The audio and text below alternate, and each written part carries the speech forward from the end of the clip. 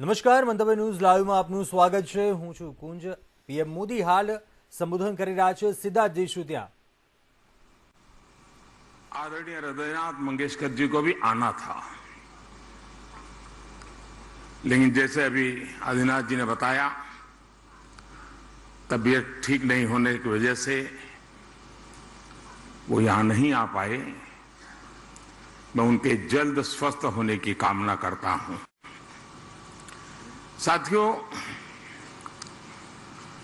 मैं अपने आप को बहुत उपयुक्त यहां नहीं अनुभव कर रहा हूं, क्योंकि संगीत जैसे गहन विषय का जानकार तो मैं बिल्कुल नहीं हूं. लेकिन सांस्कृतिक बोध से मैं ये महसूस करता हूं कि संगीत एक साधना भी है और भावना भी है. जो अव्यक्त को व्यक्त कर दे वो शब्द है. जो व्यक्त में ऊर्जा का, चेतना का संचार कर दे वो नाद है. और जो चेतन में भाव और भावना भर दे उसे सृष्टि और संवेदना की पराकाष्ठा तक पहुंचा दे वो संगीत है.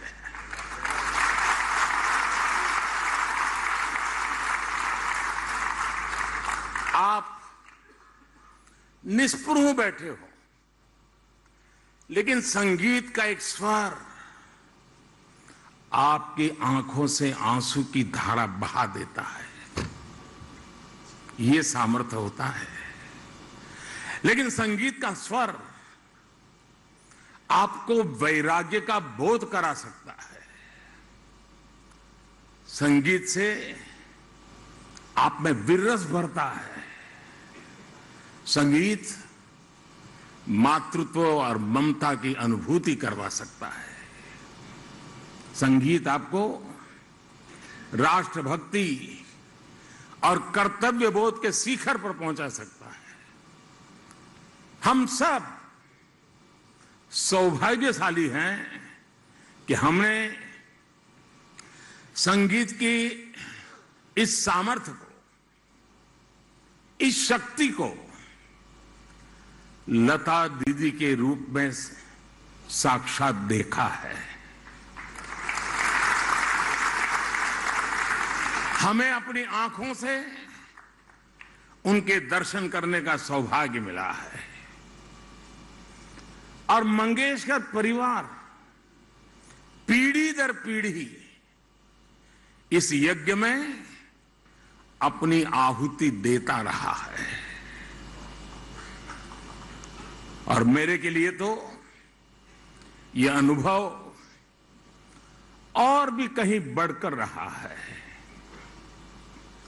अभी कुछ सुर्खियां हरीश जी ने बता दी, लेकिन मैं सोच रहा था कि दीदी से मेरा नाता कब से कितना पुराना.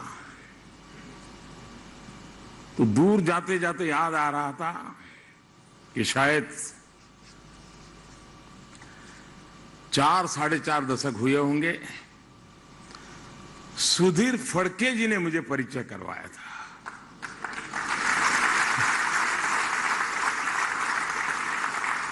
और तब से लेकर के आज तक इस परिवार के साथ अपार स्नेह, अनगिनत घटनाएं मेरे जीवन का हिस्सा बन गई. मेरे लिए लता दीदी सुर साम्राज्य के साथ साथ, और जिसको कहते हुए मुझे गर्व अनुभव होता है, वो मेरी बड़ी बहन थी.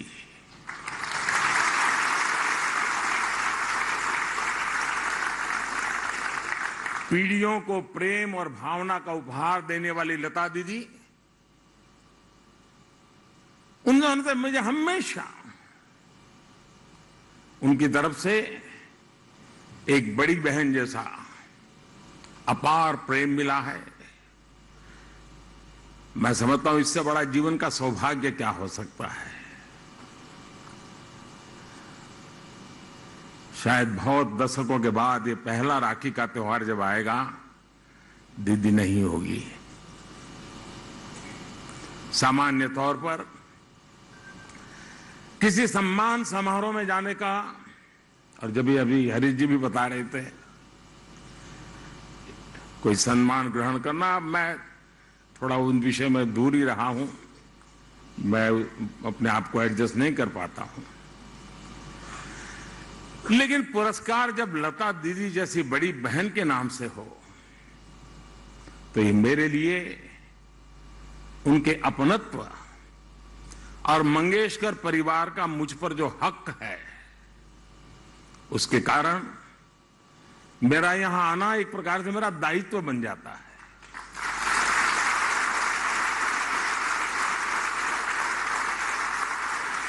और ये उस प्यार का प्रतीक है। और जब आदिनाथ जी का संदेश आया, मैंने मेरे क्या कार्यक्रम है, मैं कितना बिजी हूं, कुछ पूछा नहीं। मैंने कहा भैया पहले हाँ कर दो। मना करना मेरे लिए मुमकिन ही नहीं है जी। मैं इस पुरस्कार को सभी देशवासियों के लिए समर्पित करता हूं।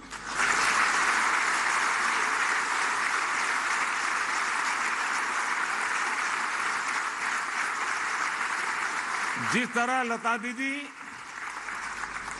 जन जन की थी, उसी तरह उनके नाम से मुझे दिया गया है पुरस्कार भी जन जन का है। लता दीदी से अक्सर मेरी बातचीत होती रहती थी। वो खुद से भी अपने संदेश और आशीर्वाद भेजती रहती थी। उनकी एक बात शायद हम सबको काम आ सकती है, जिसे मैं भूल नहीं सकता हूं।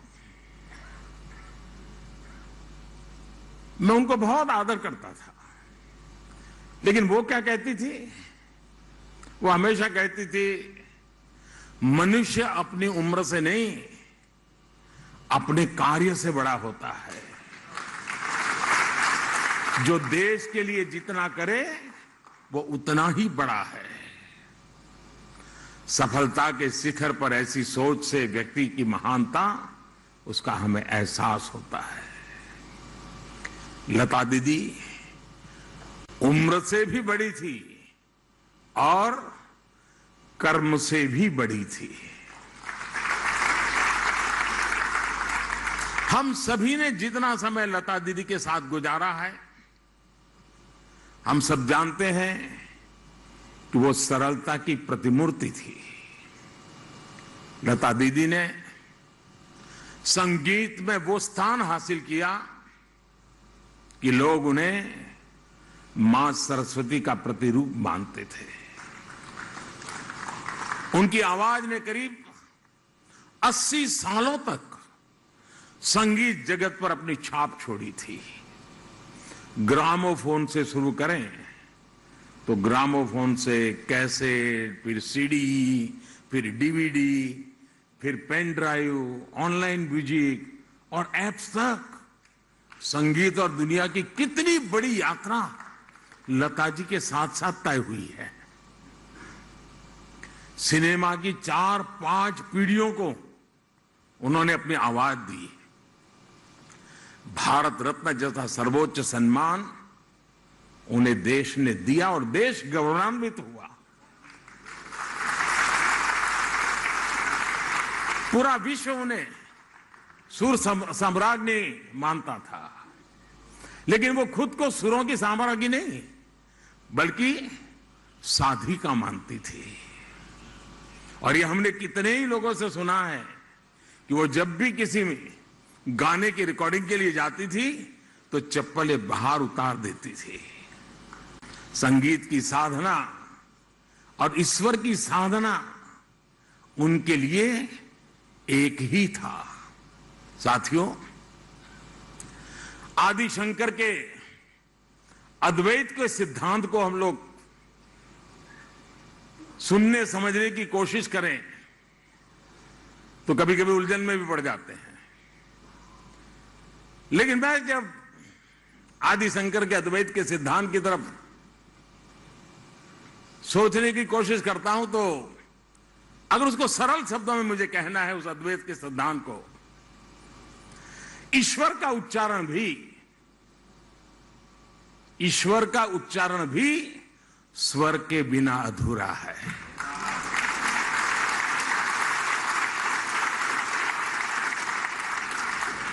ईश्वर में स्वर समाहित है।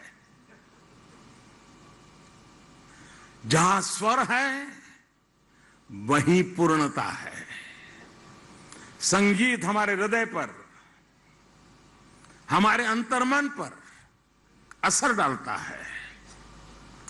अगर उसका उद्गम लता जी जैसा पवित्र हो तो वह पवित्रता और भाव भी उस संगीत में घुल जाते हैं। उनके व्यक्तित्व का एक हिस्सा हम सब के लिए और खासकर युवा पीढ़ी के लिए एक प्रेरणा है। साथियों, लता जी की सशरीर यात्रा एक ऐसे समय में पूरी हुई जब हमारा देश अपनी आजादी का अमृत महोत्सव मना रहा है। उन्होंने आजादी के पहले से भारत को आवाज दी और इस 75 सालों की देश की यात्रा उनके सुरों से जुड़ी रही। इस पुरस्कार से लता जी के पिताजी दीनानाथ मंगेशकर जी का नाम भी जुड़ा है। मंगेशकर परिवार का देश के लिए जो योगदान रहा है उसके लिए हम सभी देशवासी उनके ऋणी हैं। संगीत के साथ साथ राष्ट्रभक्ति की जो चेतना लता दीदी के भीतर थी उसका स्रोत उनके पिताजी ही थे। आजादी की लड़ाई के दौरान शिमला में ब्रिटिश वायसराय के कार्यक्रम में दीनानाथ जी ने वीर सावरकर का लिखा गीत गाया था। ब्रिटिश वायसराय के सामने ये दीनानाथ जी ही कर सकते हैं और यूजुक में कर सकते हैं। और उसकी थीम पर प्रदर्शन भी किया था। और वीर सावरकर जी ने यह गीत अंग्रेजी हुकूमत को चुनौती देते हुए लिखा था। ये साहस, ये देशभक्ति दीनानाथ जी ने अपने परिवार को विरासत में दी थी। लता जी ने संभवतः कहीं एक बार बताया था कि पहले वो समाज सेवा के ही क्षेत्र में जाना चाहती थी। लता जी ने संगीत को अपनी आराधना बनाया, लेकिन राष्ट्र प्रेम और राष्ट्र सेवा उनके गीतों के जरिए भी प्रेरणा पाती गई। छत्रपति शिवाजी महाराज पर वीर सावरकर जी का लिखा गीत हिंदू नरसिम्हा हो या समर्थ गुरु रामदास जी के पद हो, लता जी ने शिव कल्याण राजा की रिकॉर्डिंग के जरिए उन्हें अमर कर दिया। आए मेरे वतन के लोगों और जय हिंद की सेना, ये वो भाव पंक्तियां हैं जो देश के जन जन की जुबां पर अमर कर दी। उनके जीवन से जुड़े ऐसे कितने ही पक्ष हैं। लता दीदी और उनके परिवार के योगदान को भी अमृत महोत्सव में हम जन जन तक लेकर जाएं, यह हमारा कर्तव्य है। साथियों, आज देश एक भारत श्रेष्ठ भारत के आत्मविश्वास के साथ आगे बढ़ रहा है। लता जी एक भारत श्रेष्ठ भारत की मधुर प्रस्तुति की तरह थी। आप देखिए, उन्होंने देश की 30 से ज्यादा भाषाओं में हजारों गीत गाए। हिंदी हो, मराठी हो, संस्कृत हो या दूसरी भारतीय भाषाएं, लता जी का स्वर वैसा ही हर भाषा में घुला हुआ है। वो हर राज्य, हर क्षेत्र में लोगों के मन में समाई हुई है। भारतीयता के साथ संगीत कैसे अमर हो सकता है, ये उन्होंने जी करके दिखाया है। उन्होंने भगवत गीता का भी सस्वर पाठ किया और तुलसी, मीरा, संत ज्ञानेश्वर और नरसिंह मेहता के गीतों को भी समाज के मन मस्तिष्क में घोला। रामचरितमानस की चौपाइयां से लेकर बापू के प्रिय भजन, वैष्णव भजन तो तेने रे कहिए, तब सब कुछ लता जी की आवाज से पुनर्जीवित हो गए। उन्होंने तिरुपति देवस्थानम के लिए गीतों और मंत्रों का एक सेट रिकॉर्ड किया था, जो आज भी हर सुबह वहां बजता है। यानी संस्कृति से लेकर के आस्था तक, पूरब से लेकर के पश्चिम तक, उत्तर से दक्षिण तक लता जी के सुरों के पूरे देश को एक सूत्र में पिरोने का काम किया। दुनिया में भी वो हमारे भारत की सांस्कृतिक राजदूत थी। वैसा ही उनका व्यक्तिगत जीवन भी था। पुणे में उन्होंने अपनी कमाई और मित्रों के सहयोग से मास्टर दीनानाथ मंगेशकर हॉस्पिटल बनवाया, जो आज भी गरीबों की सेवा कर रहा है। और देश में शायद बहुत कम लोगों तक ये चर्चा पहुंची होगी, कोरोना कालखंड में देश की जो इन्हीं चुनी अस्पतालें जिन्होंने सर्वाधिक गरीबों के लिए काम किया, उसमें पुणे की मंगेशकर अस्पताल का नाम है। साथियों, आज आजादी के अमृत महोत्सव में देश अपने अतीत को याद कर रहा है और देश भविष्य के लिए नए संकल्प ले रहा है। हम दुनिया के सबसे बड़े स्टार्टअप इकोसिस्टम में से एक है। आज भारत हर क्षेत्र में आत्मनिर्भर बनने की ओर आगे बढ़ रहा है। विकास की ये यात्रा हमारे संकल्पों का हिस्सा है, लेकिन विकास को लेकर भारत की मौलिक दृष्टि हमेशा अलग रही है। हमारे लिए विकास का अर्थ है सबका साथ, सबका विकास, सबका विश्वास और सबका प्रयास। सबके साथ और सबके लिए विकास के इस भाव में वसुधैव कुटुंबकम की भावना भी शामिल है। पूरे विश्व का विकास, पूरी मानवता का कल्याण, ये केवल भौतिक सामर्थ्य से हासिल नहीं किया जा सकता। इसके लिए जरूरी होते हैं मानवीय मूल्य, इसके लिए जरूरी होती है आध्यात्मिक चेतना। इसलिए आज भारत दुनिया को योग और आयुर्वेद से लेकर पर्यावरण रक्षा जैसे विषयों पर दिशा दे रहा है। मैं मानता हूं भारत के इस योगदान का एक अहम हिस्सा हमारा भारतीय संगीत भी है। ये जिम्मेदारी आपके हाथों में है।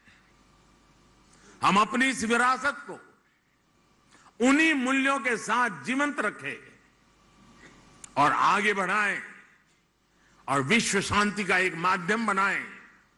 ये हम सबकी जिम्मेदारी है।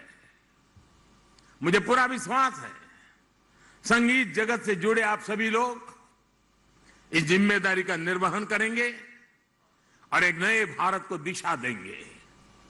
इसी विश्वास के साथ मैं आप सभी का हृदय से धन्यवाद करता हूं। मंगेशकर परिवार का भी मैं हृदय से धन्यवाद करता हूं कि आपने दीदी के नाम से इस प्रथम पुरस्कार के लिए मुझे चुना। लेकिन हरीश जी जब सम्मान पत्र पढ़ रहे थे तो मैं सोच रहा था कि मुझे इसे कई बार पढ़ना पड़ेगा और पढ़ करके मुझे नोट बनानी पड़ेगी कि अभी मुझे इसमें से कितना कितना पाना बाकी है, अभी भी मेरे में कितनी कितनी कमियां हैं, उसको पूरा मैं कैसे करूं। दीदी के आशीर्वाद से और मंगेशकर परिवार के प्यार से मुझ में जो कमियां हैं उन कमियों को आज मुझे सम्मान पत्र के द्वारा प्रस्तुत किया है। मैं उन कमियों को पूरा करने का प्रयास करूंगा। बहुत बहुत धन्यवाद। नमस्कार।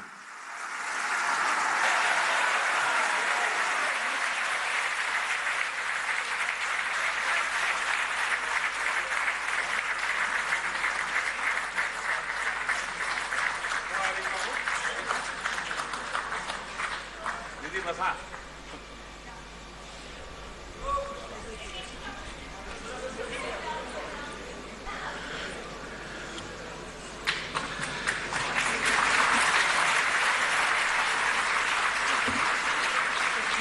देवी और सज्जनों, ये विचार, ये शब्द, ये विनम्रता, ये वक्तृत्व, इसका एक ही नाम हो सकता है, नरेंद्र। आपको याद तो होगा कि स्वामी विवेकानंद का मूल नाम था नरेंद्र नाथ दत्त। बल्कि रेखा जी, क्षमा चाहता हूं, बल्कि लता जी ने कहा था, मैं जो बताना भूल गया, जब नरेंद्र मोदी जी की बात चली, उन्होंने कहा सबसे पहले तो मुझे उनका नाम ही बहुत भला लगा। मैं जिनको पूजती हूं, विवेकानंद उनका नाम भी वही, और जिन्हें मैं पिता तुल्य मानती हूं, पंडित नरेंद्र शर्मा भी नरेंद्र। देवी और सज्जनों, हमारे देश में एक गायिका है जो एक अतुलनीय प्रशंसा के पात्र है, जिन्हें देश की सर्वश्रेष्ठ गायिका सार्वजनिक रूप से वर्सेटाइल कहती हैं। लता जी की जीवनी के लेखन के दौरान उन्होंने कहा था कि दुनिया मेरे बारे में बहुत कुछ कहती है, लेकिन मैं कहती हूं कि जो आशा करती है वो सबसे अलग है।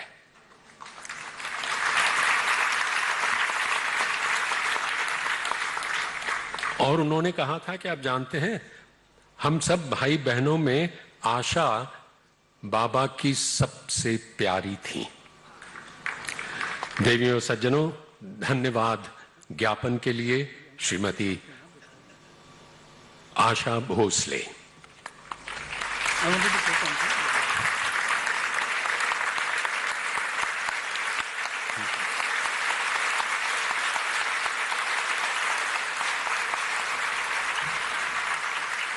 लेकिन उसे एक ही मिनट पहले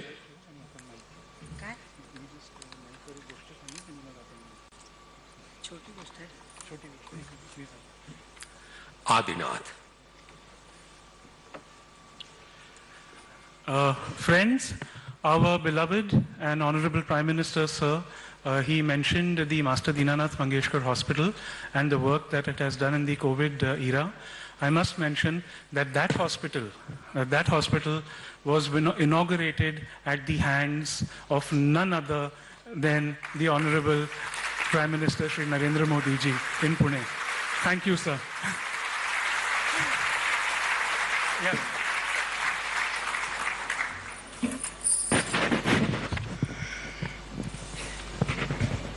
लंबा ना होना इसलिए बुरा होता है। सब आदरणीय लोगों को मेरा प्रणाम। वाला मारा वाला नरेंद्र भाई मोदी प्राइम मिनिस्टर, मारा वाला, मैं आप सब लोगों को नमस्कार करके, मैं बीमारी जैसे बहुत नई बातें कर सकती हूँ। इस स्टेज पे हमेशा गाने के लिए आई हूँ, लेकिन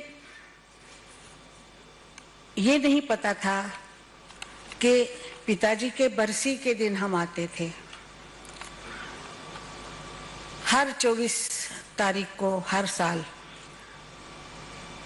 तब बहुत साल हो गए थे पिताजी को जाके, इतना कुछ अखरता नहीं था। लेकिन आज ये नहीं पता था कि दीदी के लिए ऐसे आना पड़ेगा।